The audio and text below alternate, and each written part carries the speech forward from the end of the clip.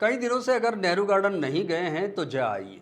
झीलों की नगरी उदयपुर, जो अपनी प्राकृतिक सुंदरता और ऐतिहासिक धरोहरों के लिए विश्व प्रसिद्ध है, अब एक बार फिर पर्यटकों के आकर्षण का केंद्र बनने जा रहा है। फतेहसागर झील के बीच स्थित नेहरू गार्डन, जो 4 साल बाद फिर पर्यटकों के लिए खोल दिया है, आज इसका आधिकारिक लोकार्पण किया गया।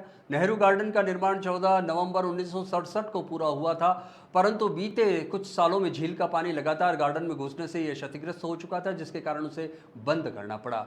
इसके बाद ये स्थान नगर निगम से होते हुए उदयपुर विकास प्राधिकरण के पास स्थानांतरित किया गया। पिछले 8 महीनों से यहाँ पुनर्निर्माण का कार्य चल रहा था। करीब 10 करोड़ रुपए से अधिक की लागत से गार्डन का पुनरुद्धार किया गया। अब यह आधुनिक सुविधाओं और सुंदरता के साथ पर्यटकों का स्वागत करने के लिए बिल्कुल तैयार है। आज से ही पर्यटकों को नेहरू गार्डन में प्रवेश की अनुमति दे दी गई है। झील के बीचों बीच स्थित ये गार्डन नाव से ही पहुंचा जा सकता है और यह उदयपुर घूमने आने वाले हर पर्यटक के लिए एक अनोखा अनुभव देगा। बहुत ही चिर प्रतीक्षित मोमेंट है उदयपुर शहर वासियों के लिए, और साथ ही जो माननीय मुख्यमंत्री महोदय की बजट घोषणा थी, उसका एक प्रथम सोपान आज तय किया गया है कि नेहरू गार्डन को रानी रोड की तरफ से जेटी बनाकर वहाँ नाव के माध्यम से जनता को ओपन किया गया है।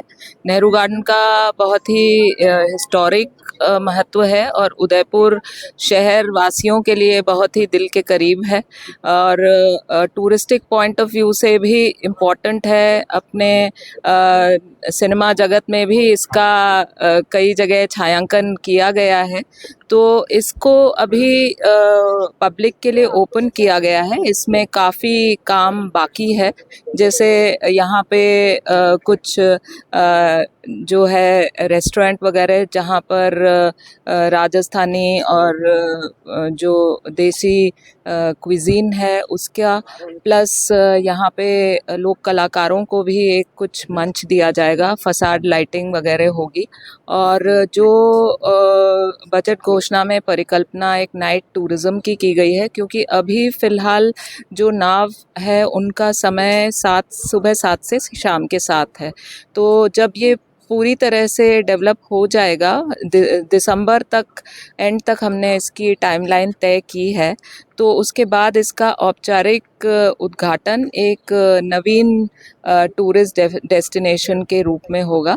पुराने को नया रूप दिया जाकर और उसकी जो पुरानी उसकी कैरेक्टरिस्टिक्स हैं उनको बरकरार रखते हुए ये एक बहुत ही खूबसूरत टूरिस्ट डेस्टिनेशन के रूप में उदयपुर जो पर्यटन नगरी है उसमें एक सितारा बन के चमकेगा। धन्यवाद। ये जो पूरा पार्क था, इसको 3-4 कंपोनेंट्स में देखा जाता है। तो सबसे पहले इसमें चैलेंज ये था कि यहाँ पानी भरता था, जैसे आप सबको विदित है, और स्ट्रक्चर्स पूरे कई सारे स्ट्रक्चर्स खत्म हो गए थे, इनकी स्टेबिलिटी खत्म हो गई। तो उसको देखते हुए सिविल और हॉर्टिकल्चर वर्क में लगभग 7.5 करोड़ का खर्चा आया है, और उससे इंश्योर हुआ है कि अब यहाँ कोई पानी भराव की स्थिति नहीं है और सारे स्ट्रक्चर सेफ्टी ऑडिट के क्लियर है। और अब इसके आगे सेकेंडली नाइट टूरिज़्म के रूप में डेवलप करना था इस पॉइंट को, क्योंकि राज्य सरकार की मंशा है कि उदयपुर में नाइट टूरिज़्म आए, और जो टूरिस्ट की डिमांड है कि रात को शाम को 6 बजे के बाद कोई नया एक डेवलप हो डेस्टिनेशन। तो अब उसके लिए आगे सेकंड फेज़ में कार्य योजना है, दिसंबर तक हम इस चीज़ को तैयार करेंगे। उसके अंदर हमने फसाड लाइट और फाउंटेन वर्क्स को लिया है।